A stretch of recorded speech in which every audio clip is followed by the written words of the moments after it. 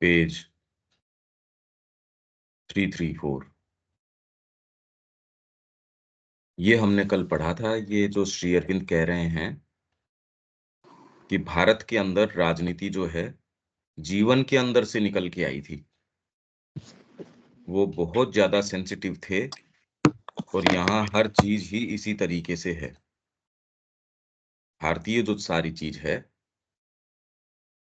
वो ये नहीं कि वहाँ उनके लिए सारी चीज़ पश्चिम में बस केवल ड्राई फिलॉसफी या विचार, अटकलबाजी, जीवन से उसका कोई संबंध नहीं। इसलिए कृत्रिम है। नियम अगर बनाते हैं, वो जीवन के ऊपर एप्लीकेबल होते नहीं। इससे आगे अपन पढ़ लेते हैं। किस प्रकार शासन प्रणाली में जनतंत्र के मूल भाव का शक्तिशाली तत्व विद्यमान था, इसका एक सटीक उदाहरण हमें रामायण में दशरथ द्वारा श्री राम के राज्याभिषेक से पूर्व प्रजा की सहमति जानने और उनकी अनुमति लेने के प्रकरण से मिलता है। इसी प्रकार का अभिलेख हमें महाभारत से भी प्राप्त होता है, जब अपने जीवन के अंतिम पड़ाव में धृतराष्ट्र वन गमन का विचार करते हैं और अपने सभी सगे संबंधियों की अस्वीकृति के बावजूद अपने निर्णय पर डटे रहते हैं, परंतु प्रजा से इसके लिए बहुत विनम्रता से अनुमति प्राप्त करते हैं। और ऐसा नहीं है कि जनतंत्र का यह भाव केवल कोई औपचारिक दिखावे के लिए हो, ऊपर ऊपर से दिखा रहे हैं, भाव है नहीं, ऐसी बात नहीं है, वरन सच्चे अर्थों में यह व्यवहार में भी अधिकांशतः प्रभावी रहता था। और भारतीय संस्कृति यह जानती थी कि सच्चा जनतंत्र किसी बहुमत पर ही निर्भर नहीं कर सकता। इसमें एक-एक शब्द जो आप ध्यान दीजिए, किसी बहुमत पर ही, यानी बहुमत पर निर्भर नहीं कर सकता, पर ही निर्भर नहीं कर सकता और न करना ही चाहिए। अपितु आदर्श स्थिति तो वह होगी जहां सत्ता के सत्य का पर आधारित किसी एक व्यक्ति की वाणी भी किसी भी संख्या से अधिक महत्व रखती हो। भाई प्रैक्टिस में कैसे आएगी वो तो बाद की बात है, पर कम से कम सिद्धांततः तो हम इस बात के ऊपर आए हैं, हाँ भाई ठीक बात है। क्या किसी शल्य चिकित्सक मतलब सर्जन या किसी विमान चालक या अन्य ऐसे ही किसी भी संवेदनशील या महत्वपूर्ण पेशे के लिए व्यक्ति का चयन उसकी योग्यता की बजाय जनमत के आधार पर किया जा सकता है? कोई ऐसा क्षेत्र है, अकेला व्यक्ति उसके लिए एलिजिबल है, अब ये कोई जनमत के आधार पे थोड़ी हो सकता है। इसी प्रकार जब किसी भी तंत्र के मूल सत्य की बजाय उसके बाहरी रूपों पर आग्रह किया जाता है, तो उसके कैसे-कैसे अनिष्टकारी परिणाम उत्पन्न होते हैं, यह तो विश्व भर में हुए विभिन्न तंत्रों के प्रयोगों के परिणामों से, जनतंत्र है, राजतंत्र है, फिर बाद में आपके अभिजात तंत्र है, अलग-अलग जितने भी तंत्र हैं उनका, कि अगर आप बाहरी तरीके को उसके भीतर सारों के अंदर अपना एक सत्य है, उसको जाने बिना यदि उसके बाहरी रूप पर आग्रह किया जाए, तो उसके कैसे-कैसे अनिष्टकारी परिणाम उत्पन्न होते हैं, यह तो विश्व भर में हुए विभिन्न तंत्रों के प्रयोगों के परिणामों से किसी भी चिंतनशील व्यक्ति को स्पष्ट हो ही जाना चाहिए। जो व्यक्ति भी ये देख सकता हो कि किस प्रकार आप उसकी भीतर की जो सच्चाई है या भीतर की चीज़ है, उसको छोड़ के उसको केवल औपचारिक रूप से बाहरी तरीके से देखें, तो उसके क्या-क्या परिणाम हो सकते हैं। इसके साथ ही यह भी स्पष्ट हो जाना चाहिए कि जीवन को समुचित व्यवस्थापन हेतु या किसी अमुक व्यवस्था की समस्याओं के समाधान हेतु मनुष्य जाति ने निरंतर ही बाहरी व्यवस्थाओं, प्रणालियों, वादों, ये वाद, समाजवाद, साम्यवाद, ये वाद, कोई मार्क्सवाद, तो ये जितने भी वाद जो चलते रहते हैं, धर्मनिरपेक्षवाद आदि के परिवर्तन के जो भी प्रयास किए हैं, वे सभी अधिकांशतः निष्फल ही सिद्ध हुए हैं। परंतु तो भी ऐसा प्रतीत होता है कि इतिहास के अनुभवों से कुछ भी सीखे बिना मनुष्य जाति उन्हीं त्रुटियों को पुनः-पुनः दोहराने का प्रयास करती आ रही है।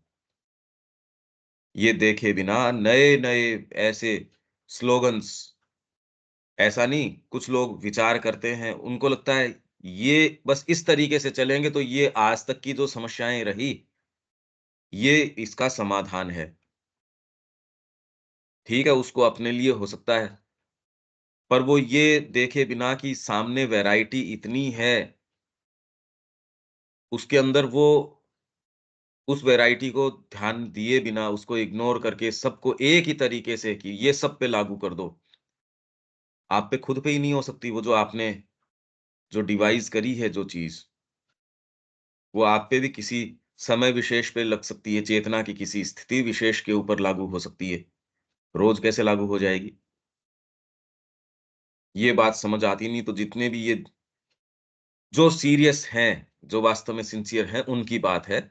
जो केवल चर्चा के लिए चर्चा कर रहे हैं और जो केवल पॉलिटिकल उनका एजेंडा है या और दूसरे वेस्टेड इंटरेस्ट्स या मोटिव्स हैं, उनकी बातें नहीं।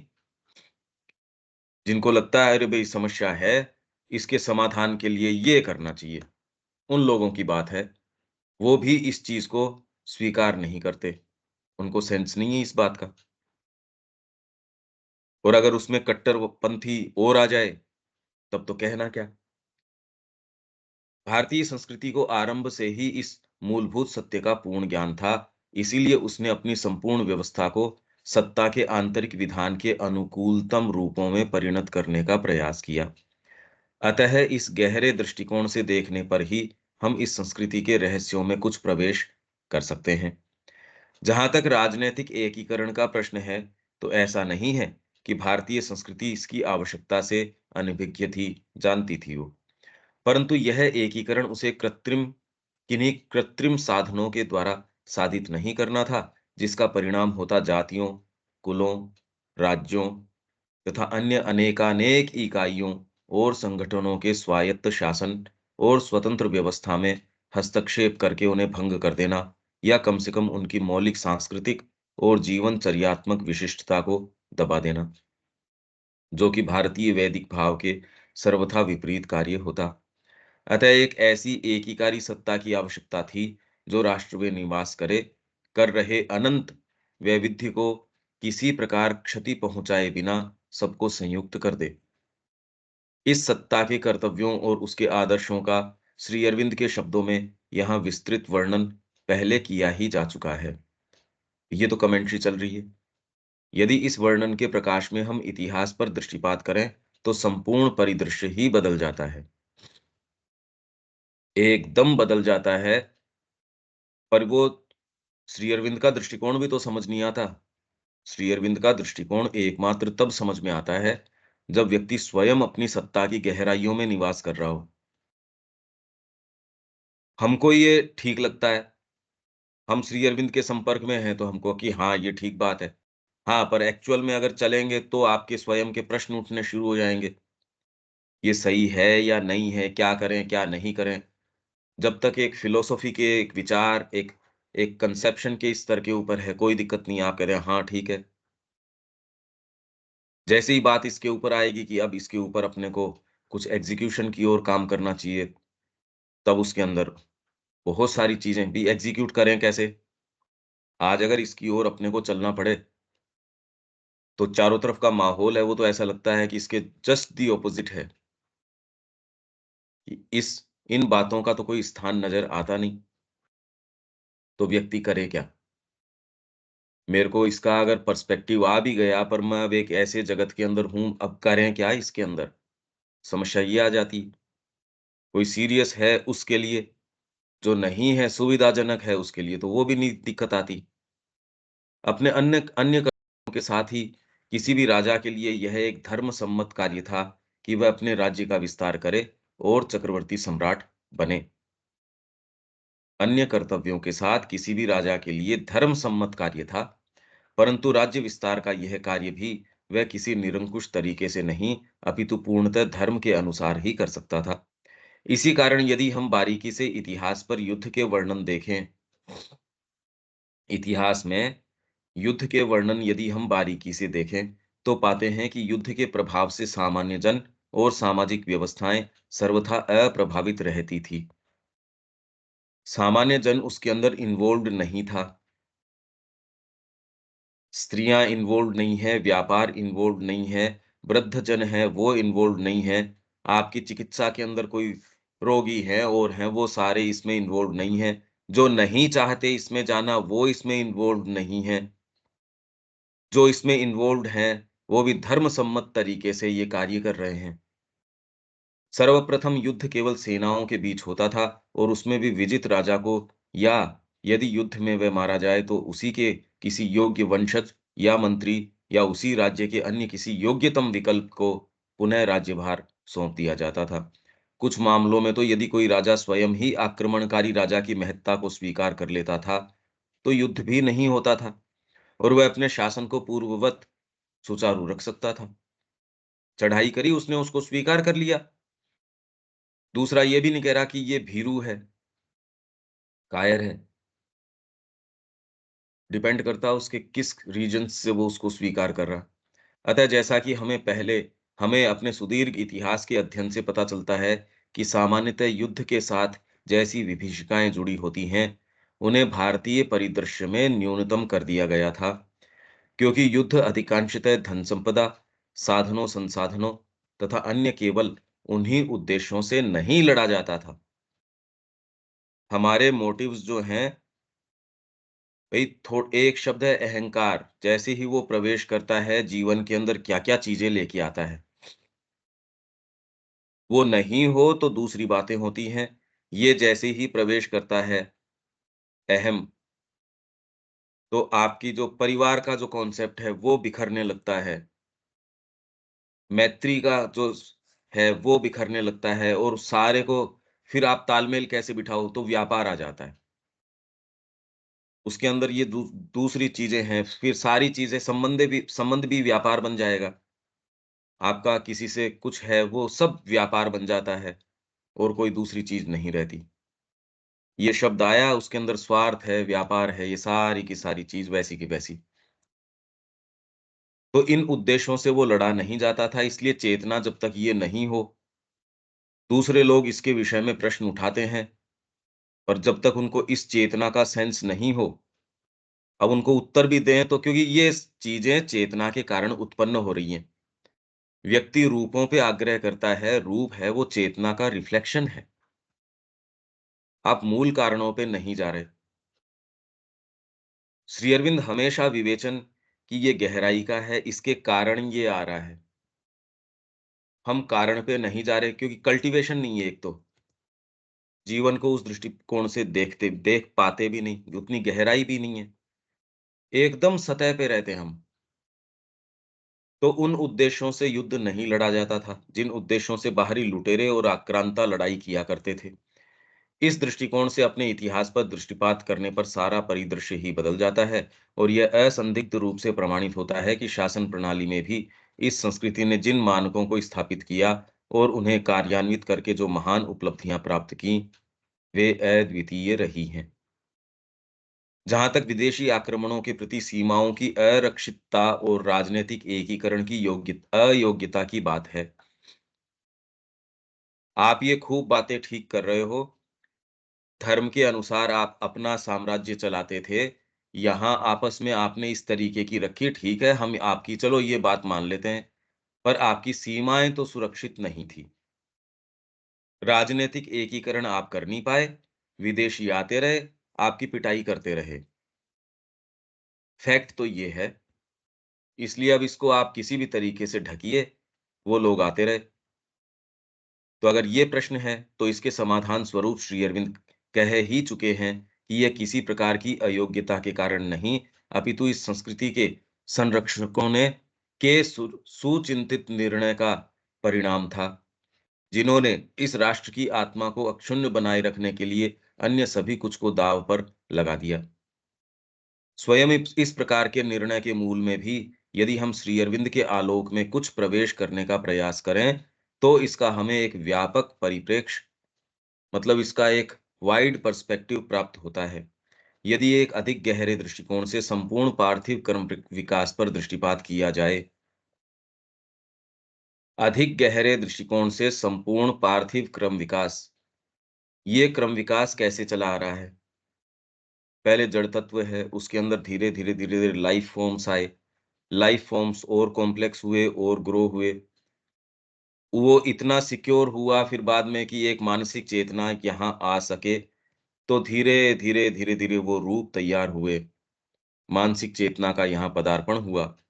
मानसिक चेतना के अंदर भी एक स्पेक्ट्रम हमको नज़र आता है, जो एक बिल्कुल पशु के नज़दीक व्यक्ति है और एक दूसरा भगवत्ता में प्रवेश करने के नज़दीक व्यक्ति है।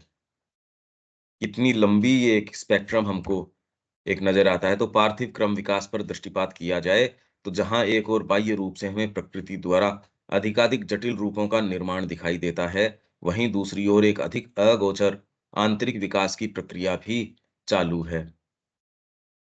ये दोनों चीज़ें हैं, ये 2 प्रक्रियाएँ लाइफ डिवाइन में श्री अरविंद बात कर रहे हैं। बाहरी तरीके से क्रम विकास चालू है, जिसमें अधिकाधिक जटिल रूप का निर्माण होता जा रहा है। वहीं एक दूसरी अगोचर आंतरिक विकास की क्रिया है, जो साथ में चल रही है। ये नहीं चलती, तो रूप का निर्माण भी होने से कोई फ़ायदा नहीं है।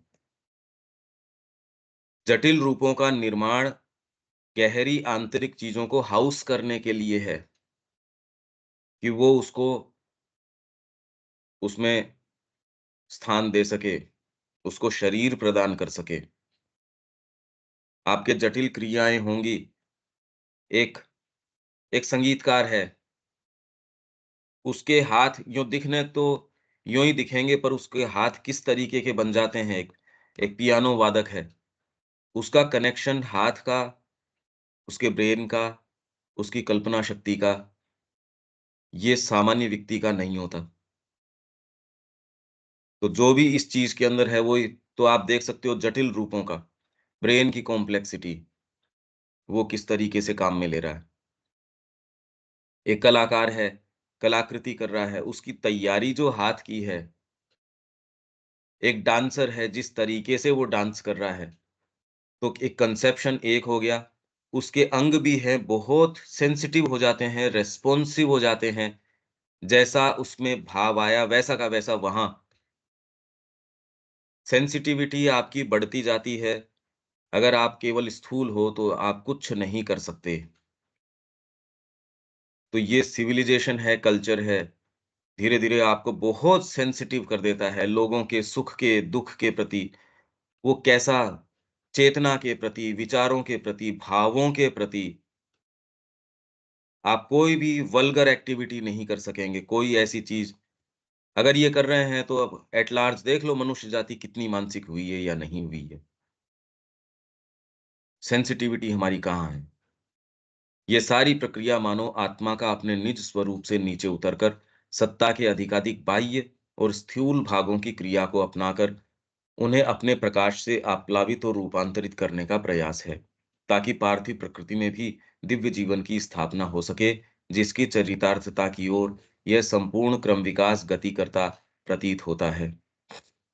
परंतु इसमें जब आत्मा का प्रकाश भौतिक प्रकृति और जड़ तत्व के स्तर तक आता है, ये हमने चर्चा करी कि भी शुरू से कैसे धीरे-धीरे, धीरे-धीरे इंट्यूशन से लेके यहाँ तक ये धीरे-धीरे ये क्रम चल रहा है ये। इसमें कोई उतार-चढ़ाव ये नहीं ये क्रम चल रहा है, तो उसे उस भयंकर प्रतिरोध का सामना करना पड़ता है और जिस सहजता के साथ ये प्रकाश स्वयं अपने स्तर पर तथा सत्ता के उच्चतर स्तरों पर अपनी क्रिया कर सकता है, वह अब बहुत कुछ बाधित हो जाती है। धीरे-धीरे जब आप जड़ तत्व के ऊपर आते हो, तो ये क्रिया जो पहले आराम से काम कर रही थी, अब धीरे-धीरे, धीरे-धीरे 2 व्यक्तियों के बीच में खूब तालमेल था, बड़ा इंट्यूशन था। अब जो जिन हिस्सों से वो एक-दूसरे से इंटरैक्ट करते हैं, वो अहंकार है या स्वार्थ है या अपना बाहरी व्यक्तित्व है। तूने मेरे को ये क्यों नहीं दिया? मेरा पेट नहीं भरा, मेरे ये इसके अंदर और पहले जो बातें थी, व्यक्ति अपने चैत्य के आधार पे जाता है, सारी चीज़ रोज़ बेड की जैसे लगती है, बस मैं तो माँ का हूँ, मेरा संपूर्ण जीवन माँ का है, आश्रम तो इनका दिव्य धाम है, ये ही अतिमानस का स्थान है, ये सारी चीज़ें बोल के जाता है। फिर कहता है यहाँ का भोजन मेरे को पाचन क्रिया मेरी ठीक नहीं चल रही, यहाँ का एटमॉस्फियर डैम्प है, मेरे ब्रीदिंग में दिक्कत होती है। यहाँ के लोग भी, माँ तो बहुत अच्छी है, लोग उतने अच्छे नहीं हैं। मैं तो माँ के लिए आया था, लोगों के लिए आया नहीं। ये सारी फिर बाद में इसके लिए वॉल्यूम्स भरे पड़े हैं और वो केवल यही दिखाते हैं। और वो व्यक्ति जो आया ऐसे नहीं कि सेंसिटिव नहीं था। प्रकृति की कितनी गाँठें हैं, ये सारे पत्र ये दिखा ही रहे हैं। तो मनुष्य जाति के ही तो हैं वो। तो मनुष्य जाति जिस तरीके की होगी वो चीज़ रिफ्लेक्ट कर जाएगी आपके। सत्ता उस तरीके की होगी, आपका शासन तंत्र वैसा होगा। अगर केवल पशु को कंट्रोल करना है तो शासन तंत्र एक होगा। तो आज की जिस तरीके की बाह्य भौतिक संस्कृति है, विज्ञान भी आपको उसी तरीके की चीज़ें दे देगा। आप समय पे आओगे उसके लिए बायोमेट्रिक वो सिस्टम लगा देगा कि भई आदमी तो इसको सँभाल नहीं सकता। आदमी पे विश्वास नहीं है, मशीनों पे ज़्यादा विश्वास है। पर ये सभ्यता टिकाऊ नहीं हो सकती, क्योंकि हम क्रम विकास के अंदर आगे इसको जाना है, तो ये कोई अच्छी चीज़ नहीं है। ये तो ये समझने की है कि यांत्रिकता से आप आगे नहीं जा सकते। तो भारत को अपने तरीके से इस समस्या को समझना और इसका समाधान देना है। वो समस्या तब भी थी, समस्या आज भी है। आपको गहराई से सोचना पड़ेगा। आज के रूप कितने भी अभिभूतकारी लगते हों, आपको लगता हो इस ऐसी स्थिति में तो कोई चेतना की बात सुनने तैयार नहीं है। आप कर तो रहे हो, एक क्लोज़्ड वातावरण में आप कर रहे हो ये सारी बातें, पर स्थान तो नज़र आता नहीं इसके लिए। कहें किससे ये बात? इसके लिए जो आश्रम है, वो भी स्थान नज़र नहीं आता। जो सो कॉल्ड और दूसरे लोग हैं, उनको कोई किसी से जो विचार कर रहे हैं, उनके अपने दृढ़ विचार हैं, वो चेतना को स्वीकार नहीं करते। करते हैं तो जितना उनको ज़रूरी है, उतना उस तरीके से। अब किया क्या जाए इसमें? भई हमारे गले भी उतर जाए ये बात कि हाँ, बात तो ठीक है ये, पर अब आगे गेट से बाहर निकल के देखते हैं तो दुनिया कहती है हम तो नहीं स्वीकार करते इसको। तो बहुत कुछ ये मैं ये कह रहा हूँ हमको अपनी सत्ता की इन गाँठों को, चीज़ों को इससे हम क्या कर पाते हैं वो तो बाद की बात है। हमारी अपनी प्रकृति है, हमारी अपनी जो चीज़ है उसके तो भागों को जानेंगे। मानव सत्ता में ये चीज़ें हैं। भारतीय संस्कृति उस समस्या को हाथ में ले रही है, दूसरों ने हाथ में नहीं लिया। उन्होंने काट के परे कर दिया उसको। तो दूसरे ये कह रहे हैं भारतीय संस्कृति को भी ये कर देना चाहिए था। उनको समस्या का सेंस नहीं है, इसलिए वो कह रहे हैं बस ये कर ले, बस ये कर ले। या यूँ कहें कि जड़ तत्व के भार के नीचे बहुत कुछ आच्छादित हो जाती है। यहाँ तक जो विचार चल रहे हैं, आप समझ पा रहे हैं क्या ये? वैसे तो कोई चर्चा तो हम करते आ रहे हैं। इसमें कोई बात अभी तक देविका जी नहीं पंकज भाई, मैं कोशिश कर रही हूँ समझने की थोड़ा।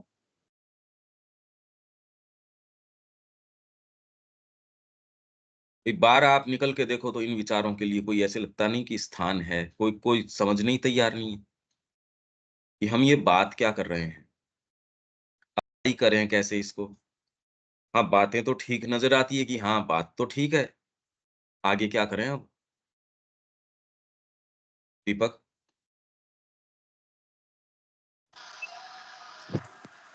नहीं पंकज, कुछ एक्स्ट्रा।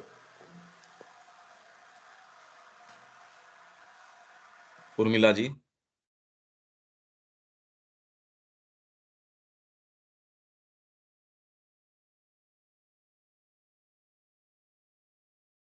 दीपक जी।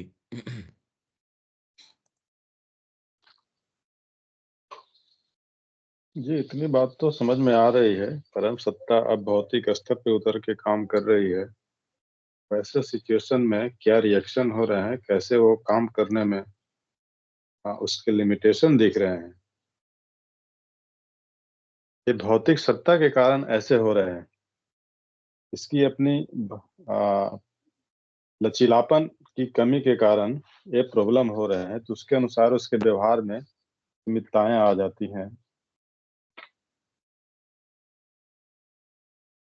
नहीं, अगर मानव सत्ता को आप केवल भौतिक सत्ता ही माने, केवल स्थूल भौतिकी माने, तब तो जो ये जड़ भौतिकवादी सभ्यता है, वो जिस तरीके के रूप पैदा कर रही है, वो तो हो ही रहे हैं अब रूप। हमारे चारों तरफ तो रूप वो ही हो रहे हैं। आप फ़ोन कॉल करो, तुरंत आपके घर पे खाना आ जाएगा। किस तरीके का जंक फूड भयंकर रूप से बढ़ गया। आपको जो गैजेट्स चाहिए, वो आपको बस कल्पना या ध्यान करने की ज़रूरत है, विज्ञान आपको वो दे देगा। लगभग तो दे चुका वो। एक-एक गैजेट जो है, वो आपको निगल चुका है। मेरे को भोजन के लिए मशीनें ऐसी आ गई, जो मैं उसको कहूँगा प्रोग्रामेबल आ गई, मेरे को ये तैयार मिलना चाहिए, मिल जाएगा। इसका आपके ये तो प्योरली भौतिक और निम्न प्राणिक जो सत्ता है, उसके लिए ये बातें चल रही है टोटल। अगर मनुष्य ये ही हो, तो हो गया बस जितना होना है, पर उसके जो परिणाम हैं, वो भी सामने आ गए। ये जिस तरीके से इसको दिखा रहे हैं, कोई भी थोड़ा-सा सेंसिटिव व्यक्ति इसके परिणामों को देख सकता है। न आपके जो हवा रही, पानी रहा, जो आपका परिवार का सिस्टम है, वो नहीं रहा। व्यापार भी आप जो कर रहे हो, उसमें एक्चुअल में बारीकी से आप देख सकते हो, अब वो बातें नहीं हैं। तो प्योरली आप अगर अपने जड़ तत्व के ऊपर ही, आपके भौतिक सत्ता के ऊपर ही आपकी दृष्टि केंद्रित करते हैं, उससे क्या-क्या वातावरण नहीं रहता। आप हवा, पानी, भोजन और ये कोई यहाँ भारत का ही नष्ट हुआ हो, ऐसी तो बात नहीं है। मानसिक इतनी विक्षिप्तताएँ हैं भारत में, उतनी नहीं है, पश्चिम में बहुत ज़्यादा हैं।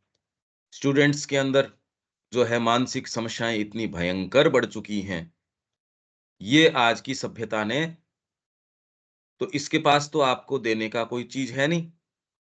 अगर आप अपनी प्राणिक प्रकृति को स्वीकार करते हैं, तो उसको कैसे अनुशासन में लाएँगे? तो समस्या इस चीज़ की चल रही है कि आप अपने आप को मानते क्या हैं, उसको संस्कृति कैसे मैनेज करे। मानव की सत्ता और उसमें डीपेस्ट भाग है अंतरात्मा, यदि आप उसको दरकिनार करते हैं, तो दूसरी संस्कृतियाँ जिसने मन को काम में लिया, एक ने एस्थेटिक्स को काम में लिया, एक ने एथिक्स को काम में लिया, वो भी स्थायी नहीं रह पाई। इसलिए हम उसी के मिले-जुले रूप या उन परीक्षणों को करें, वो स्थायी नहीं रह सकते। आपको अपनी संपूर्ण सत्ता को स्वीकार करना पड़ेगा। उसके लिए क्या आवश्यक है, वो रूप देने पड़ेंगे। उर्मिला जी? हाँ जी। अ, तो अभ्यास ये रहा है कि अ, अ, पास्ट में जो आध्यात्मिकता को केंद्र बना के समृद्धि की तरफ हम बढ़ रहे थे, लेकिन अभी भौतिकता इतना केंद्र बन गई है और आध्यात्मिकता को बिल्कुल बैकसीट मिल गया है। तो जो एथिक्स का जो ये हो रहा है एथिकल का या डिवाइन के साथ संपर्क में कहना चाहूंगी वो ज्यादा उचित रहेगा कि अभी मानव मानव से संपर्क बना के ये सो कॉल्ड प्रगति के पथ पे अपने आप को मानवता को ले जा रहे हैं, लेकिन डिवाइन के संपर्क में नहीं है। तो पहले जो हो रही थी प्रोग्रेस वो डिवाइन के संपर्क में रह के आध्यात्मिकता को केंद्र बना के हो रही थी। अभी केंद्र ही बदल गया है। तो इसका एक सॉल्यूशन में ये भी देख पा रही हूँ कि कम से कम हमारे जो आश्रम या हमारे अंतर्गत जो भी भूमि है या हमारे जो संघ है वो प्रामाणिक रहे सनातन जीवन पद्धति से।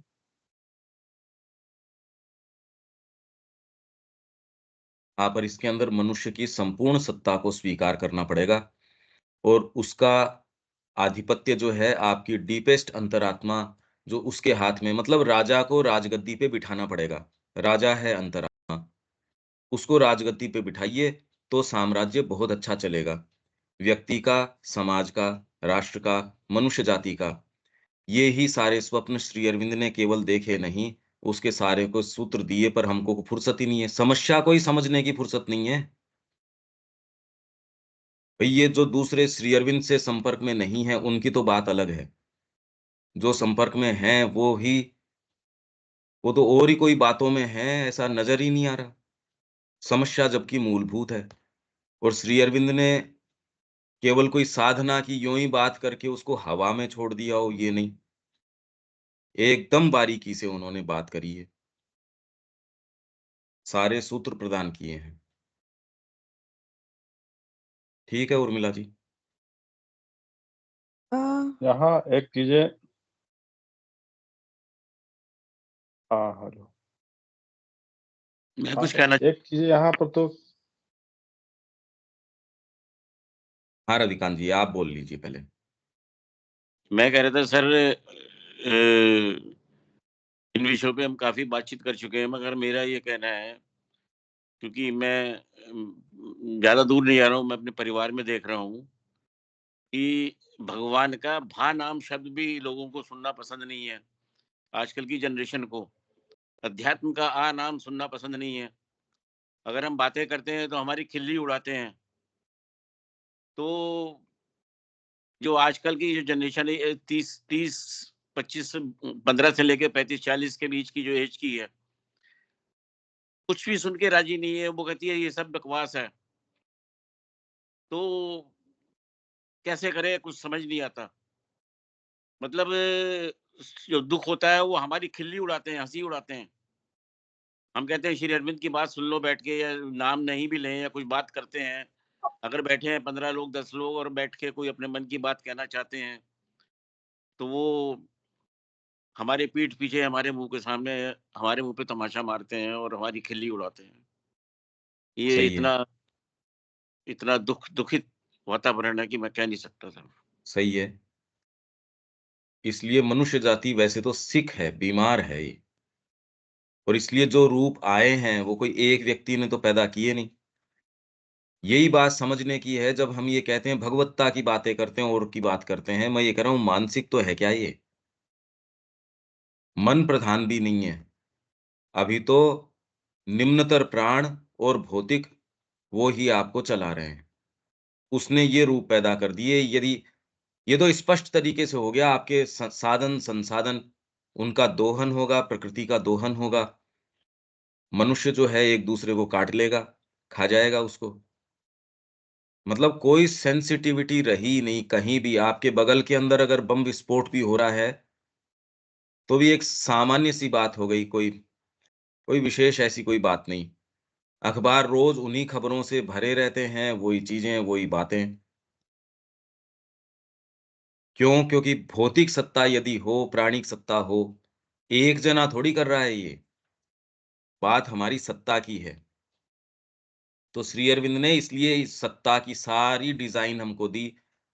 जब वो उसका उत्तर देते हैं, वो हमको लगता है वैचारिक या सैद्धांतिक या सो कॉल्ड आध्यात्मिक, जबकि ये है थ्रू एंड थ्रू प्रैक्टिकल। ये करना पड़ेगा। तो वो कह रहे हैं कि ये मनुष्य जाति के ऊपर छोड़ा गया है कि वो सहर्ष ये रूपांतर स्वीकार करें, या क्रशिंग फोर्स ऑफ सर्कमस्टेंसेज है वो मजबूर कर देंगी। आज के जब ये बच्चे हैं, जब इनको सांस नहीं आएगी और ये इनहेलर ढूंढते फिरेंगे, तब इनको वापस ये फॉर्मूला इवन ऑड जज जो दिल्ली के अंदर कर रहे हैं। अरे यार, तुम समझ ही नहीं रहे। इन फॉर्मूलों से जब तक तुम अपनी दूसरी चीजें जिनके कारण ये आई है, वो कोई ये बात नहीं कर रहा, तो ये एक जनरेशन नहीं तो इसकी अगली, नहीं तो बचेगी ही नहीं। बात करने के लिए ही नहीं बचेंगे जिंदा। तो ये मनुष्य जाति जो है पीड़ा से ही समझती है, ये भले से समझती नहीं। हम भी नहीं समझते। भाई जब हम ये कह रहे हैं हमको अपने आप को इसके अंदर डालना पड़ेगा, तो क्या हम तैयार हैं इसके लिए? हम भी तो अपनी कन्वीनियंसेस देखते हैं। अगर मैं तोड़ने तैयार नहीं हूं, तो मैं आपको कैसे कह सकता हूं? मेरा ही तो परिवर्तित रूप है, सारा कलेक्टिविटी मेरा ही रूप है। तो मैं शुरुआत किससे करूं? मेरे खुद से करूं। भाई इतना तो मिनिमम है निष्कर्ष इसका। हाँ दीपक जी, आप क्या बोल रहे हैं? आप बोलिए। मैं कह रहा था कि वैसी जातियां जो इस सत्ता को केवल शरीर जड़ भौतिक समझती है, तो ऐसी स्थिति में उसके हर प्रयास एक अव्यवस्था फैलाती है। और जब इसे दूसरे दृष्टिकोण से कि वह शरीर मात्र नहीं है, इसके अंदर दूसरी हायर फैकल्टीज हैं, तो उस दृष्टिकोण से देखा जा रहा है, जैसा कि हमारा प्राचीन भारत कर रहा था, तो वे सभी सामंजस्य में समरसता में था। तो वर्तमान में समस्या का एक बहुत बड़ा कारण अभी, हालांकि हम लोग उससे आच्छादित हैं, पश्चिमी सभ्यता की जो व्यवहार है उससे हम आच्छादित हैं, तो उल्टा दृष्टिकोण के कारण ऐसा हो रहा है, यहाँ ऐसा निष्कर्ष निकल रहा है। और जब जो है से हम अपने आप को भौतिक मात्र समझते हैं, तो इसके ऊपर की अन्य फैकल्टीज वाइटल, अभी कहा जाए कि मनुष्य के पास मेंटल फैकल्टी आ गया है, तो प्राण और अधिक सशक्त हो गया है और अपने लिए काम कर रहा है। लेकिन जब यह इस बात को स्वीकार किया जाता है कि वह जो है से ऐसा नहीं है, बल्कि परम सत्ता इसके अंदर है, उसके लिए काम करना है, तो उनके लिए करने पर तब चीजें समरसता, हार्मोनी में आएंगी।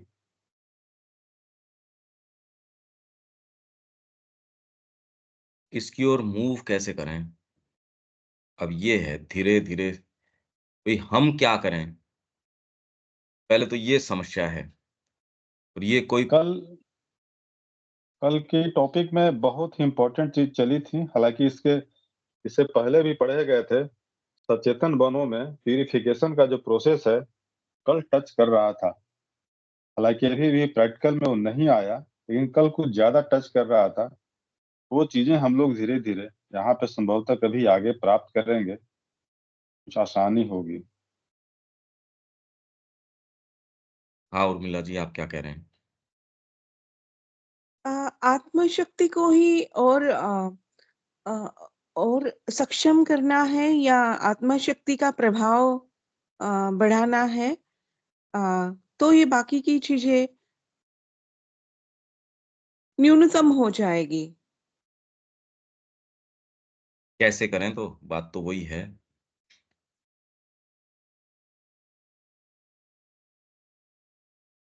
एक व्यक्ति कैसे करे?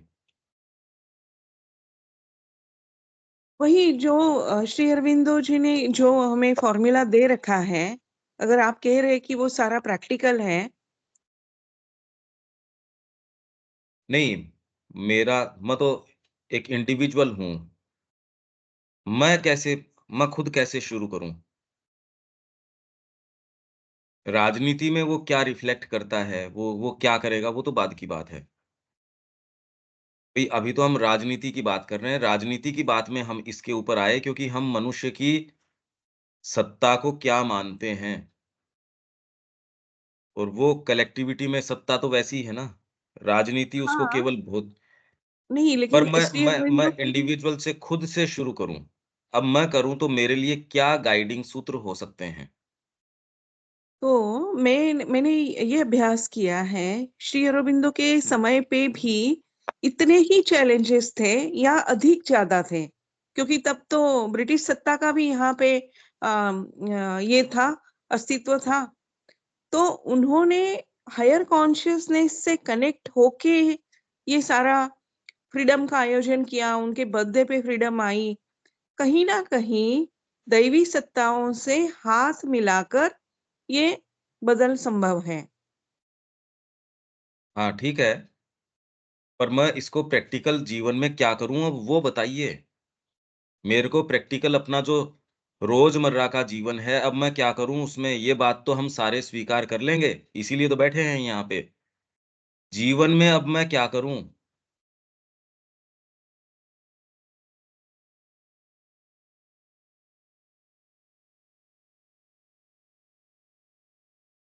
ये वही बात हुई ना, बूंद सागर में समा सकती है या सागर बूंद में समाएगा।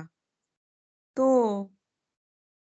अगर हम अपने आप को भूल के बस दिव्यता के अधीन कर दे और इतना उनका और हमारा संपर्क हो जाए कि वो शक्तियां हमारे द्वारा काम करें, वही तो उनका प्रयोजन था।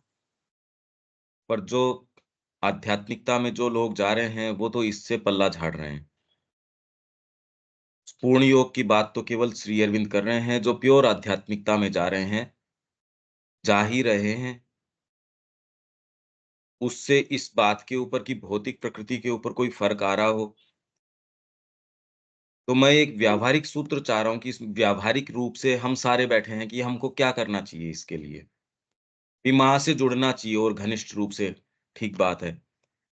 और भी कोई सूत्र हो सकते हैं क्या जीवन के अंदर कि भई ये हमको डिटेल की बात जैसे आपने शुरू के अंदर आप जब जुड़े तो आपने कहा कि भई ये एक अकाउंटेबिलिटी अगर तय हो जाए तो वो और अच्छा होता है कि जीवन में हमने क्या किया। हम ये सारे इस चीज़ को स्वीकार करते हैं यहाँ जो बैठे हैं और हम सीरियस हैं इस बारे में। हम जीवन में परिवर्तन लाने में भी सीरियस हैं। तो क्या कुछ ऐसे सूत्र, क्योंकि मैं इस बारे में सोच रहा था लगातार, ये कहते हैं जैसे हमारा कल टॉपिक था सचेतन बनो, कहना अच्छा है और हर जना इसको मानता भी है, क्योंकि इसके अंदर तो कोई दिक्कत नहीं है ना। और हर जना अपने तरीके से सचेतन है भी, और वो जो कहता है कि ऐसे ही सचेतन होना चाहिए, गुत्थी वहां आ जाती है। तो इसके कुछ सूत्र, क्या कोई प्रैक्टिस में हम कैसे इसको मूव अबाउट करें, इसके लिए चाहता हर जना है, ये नहीं कि ये नहीं चाहता। एंड ऑफ द डे पाता है यार ये हुआ क्या फिर बाद में, ये पता नहीं लगता। व्यक्ति इसको किस तरीके से अपना भौतिक भाग, प्राणिक भाग, मानसिक भाग, केवल अगर वो ये कह दे मैं इसको भौतिक को नहीं करता, मैं भाग के चला गया, तब तो फिर बाद में स्थितियां वैसी की वैसी रहेंगी जैसी हैं। इसलिए जो लोग पलायन करके चले गए, उनका इस भौतिक प्रकृति के ऊपर कोई कुछ रहा नहीं, तो हमेशा ही एक बीच की खाई रही। तो इससे तो नहीं हो सकता। वो आध्यात्मिकता का ये एक बिल्कुल रिजल्ट आ जाता है। कोई बहुत शांत हो जाते हैं, वो इतने अत्यधिक संतुष्ट, समाधानी और अपने आप में बस हो जाते हैं कि उन्हें तटस्थ रहना ज्यादा पसंद हो जाता है, क्योंकि उनकी संतुष्टि अपने आप से आ रही है।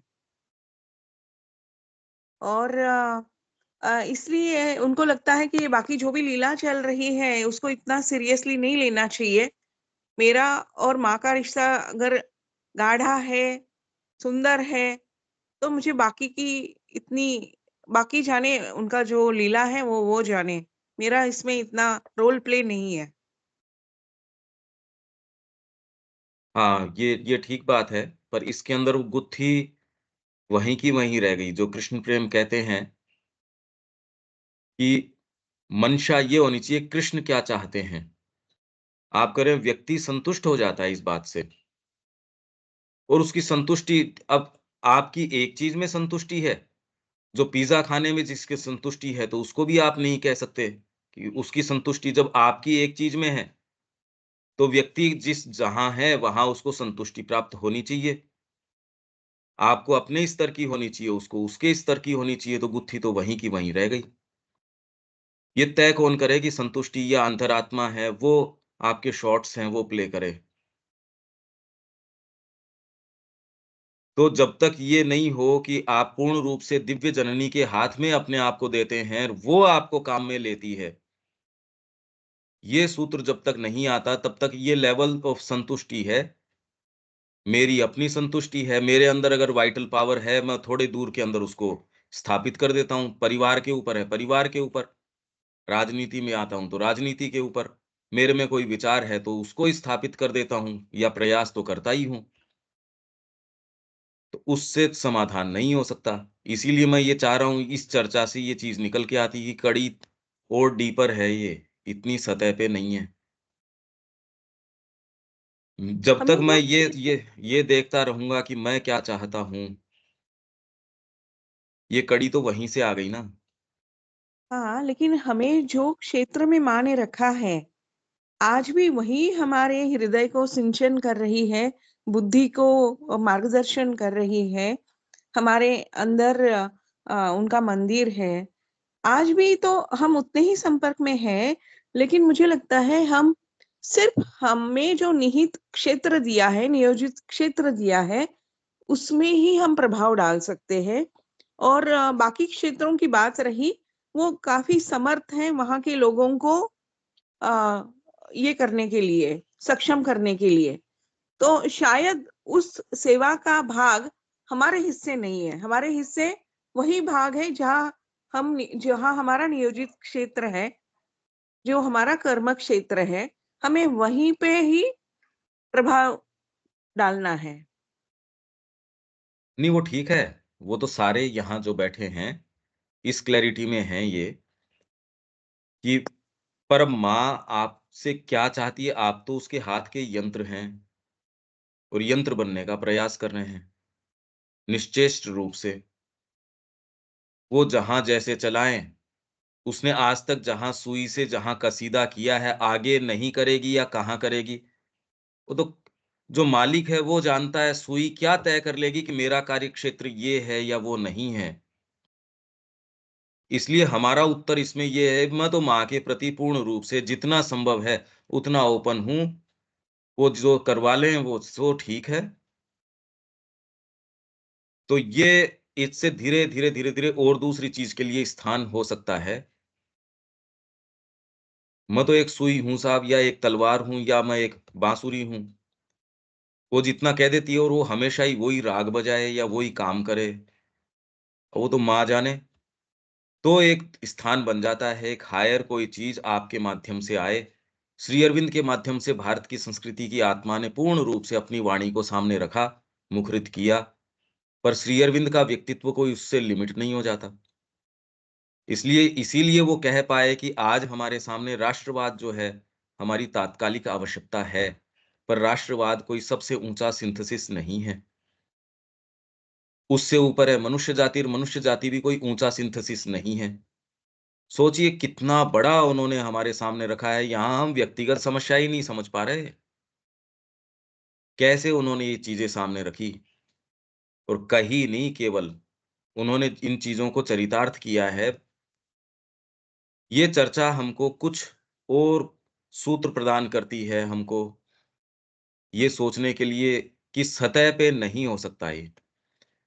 दूसरी एक चीज़ ये है कि ये जब आप चिंतन करते हैं तो डेफ़िनेटली कुछ न कुछ आपको उत्तर भी मिलते हैं। जब वो उत्तर मिले तो ध्यान से एक ये चीज़ और देखिए उसके साथ-साथ, उस उत्तर को थोड़ा अप्लाई करके, व्यावहारिक रूप से तो क्या अप्लाई करेंगे, पर आप भीतर से ही उसको प्रोजेक्ट करके धीरे-धीरे उसको देखिए। क्या ये वैसी रंग में रहेगा, ये क्या रहेगा, कैसा रहेगा?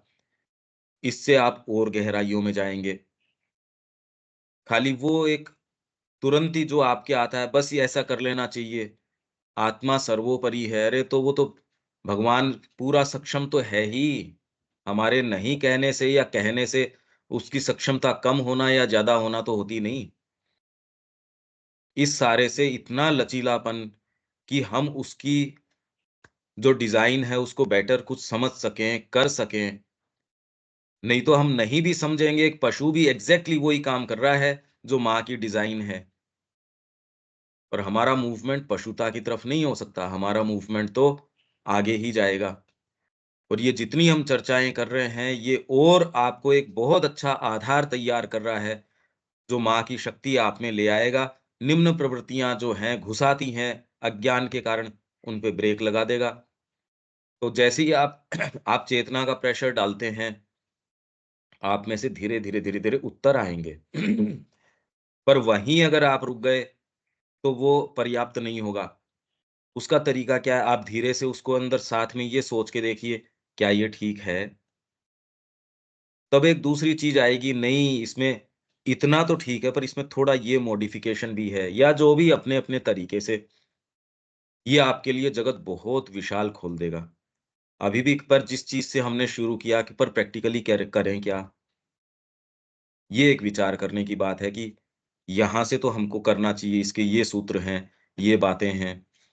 अरे फंडामेंटल्स हम समझ गए। हम दिव्य जीवन का आश्रम खोलना चाहते हैं, पर अब बातें तो दूसरी चल रही हैं। अब तो इसके साथ में ये चीज़ होनी चाहिए, इसकी ये डिज़ाइन होनी चाहिए, इसका ब्लूप्रिंट ऐसा होना चाहिए, बिल्डिंग मटेरियल ये होना चाहिए, इसमें हमने रहना शुरू कर दिया, अब हमारा अनुशासन सुबह उठने का ये होना चाहिए। तो आप ये कहें, आप तो आत्मा की बात ही नहीं कर रहे, अरे बात तो उसकी एग्ज़ीक्यूशन की आ रही है अब। तो ये तो हम यहाँ बैठे हैं, ये सारे इस चीज़ को तो स्वीकार करते ही करते हैं, वो ही तो बैठे हैं यहाँ।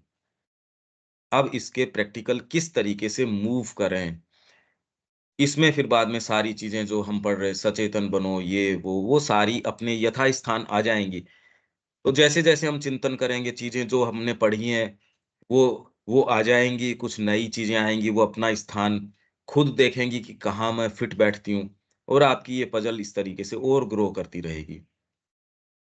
उत्तर आए ना आए, कम से कम इस बहाने ये डेवलपमेंट तो निश्चित साधित हमारा हो ही जाएगा। तो इससे बेटर चीज़ों की तैयारी, लोअर चीज़ें जो आती है, उन पे और कुछ लगाम, ये तो होगा ही। जो प्रस्तुत समस्या है, भारत के सामने क्या थी, उसको जानने में श्री अरविंद उसका क्या समाधान दे रहे हैं, पहले प्रश्न को और बेटर समझेंगे। ये हम करना चाहते हैं। ठीक है उर्मिला जी? जी, जी, बिल्कुल। जैसे-जैसे हमारी प्रज्ञा माँ की कृपा से और शार्प हो जाएगी और मुझे लगता है जितनी हमारी प्रज्ञा की पावर होती है, उतना ही रास्ता सामने दिखता है।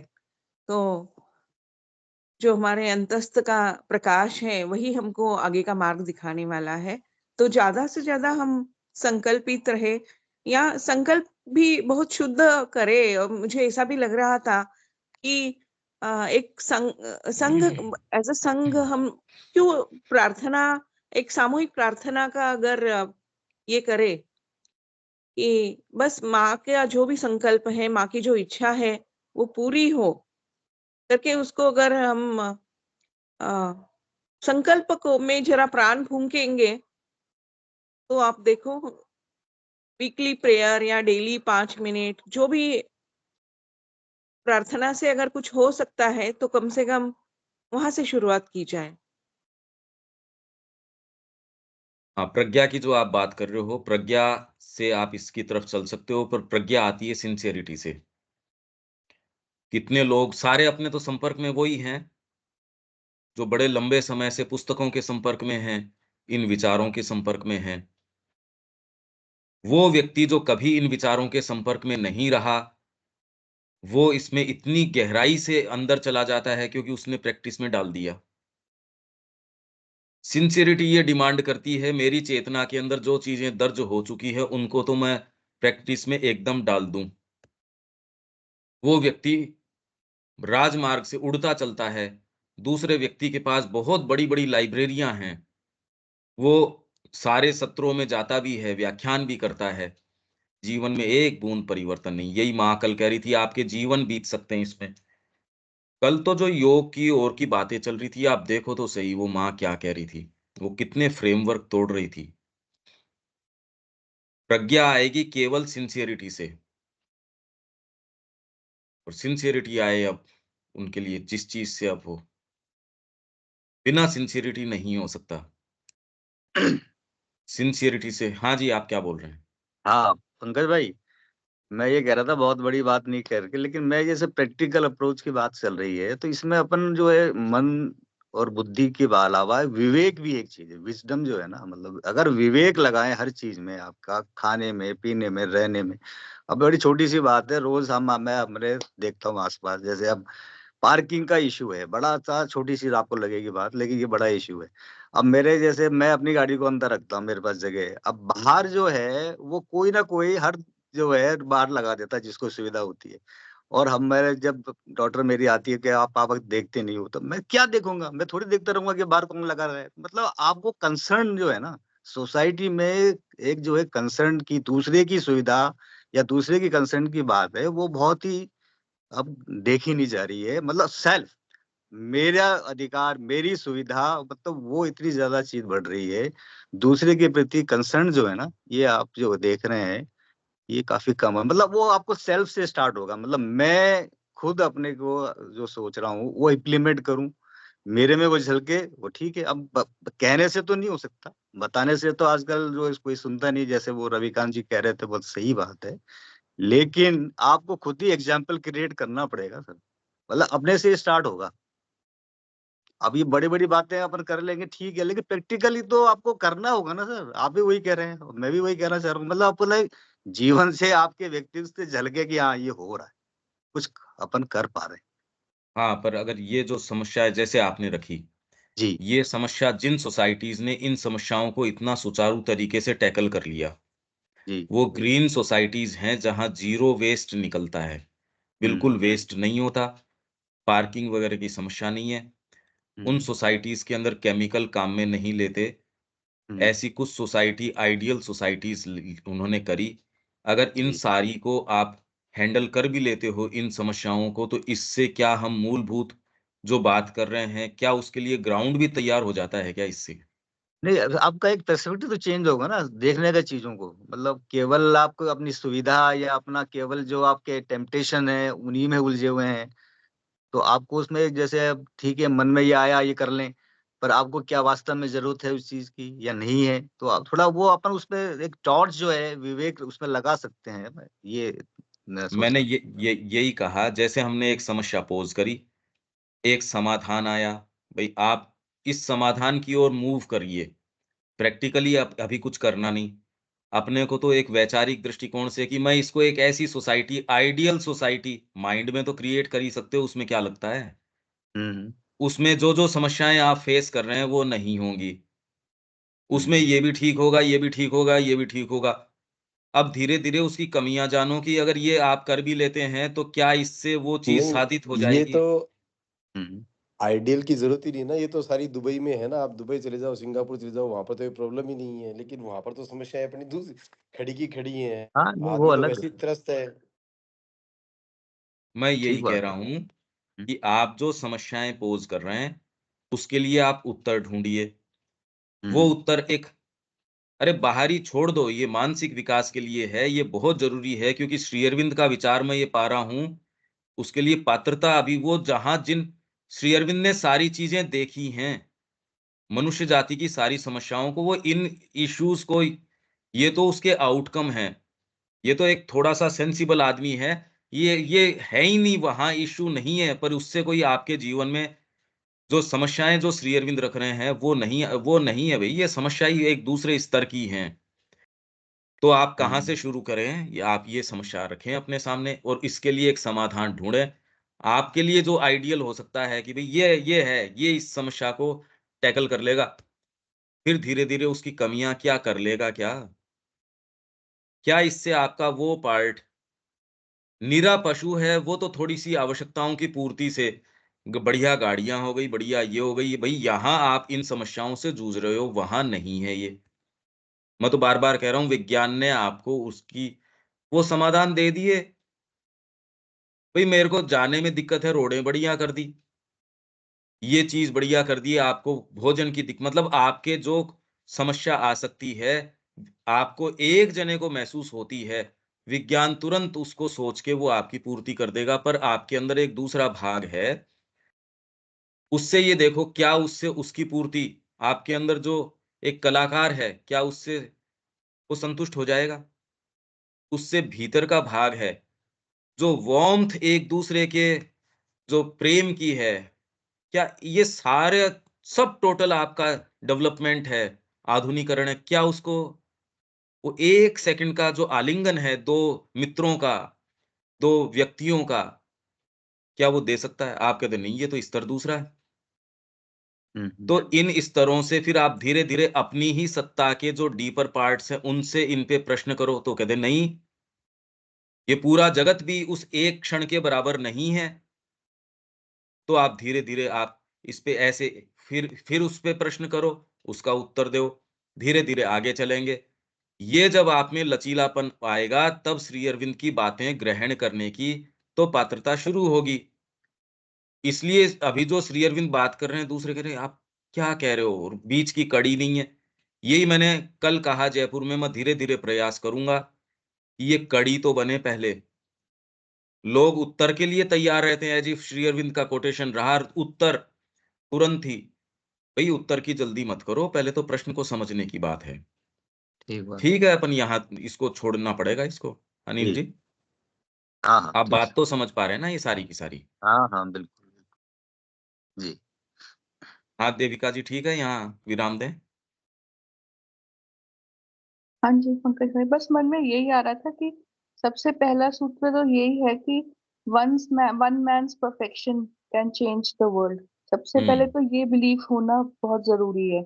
हुँ, दूसरी चीज जो आप पहले एग्जाम्पल देते थे कि आपके हाथ में टॉर्च है, जितनी आपको रोशनी दिखती है उतना तो चलो। हुँ, तो सेकंड वो चीज है कि कुछ ना हुँ, कुछ तो हमें हमारे को अंदर से कुछ ना कुछ तो गाइडेंस है। हुँ, और हर पर्सन की जो गाइडेंस है वो उसके स्वभाव के अनुसार है। हुँ। उसी दो चीजें आ रही थी मन में।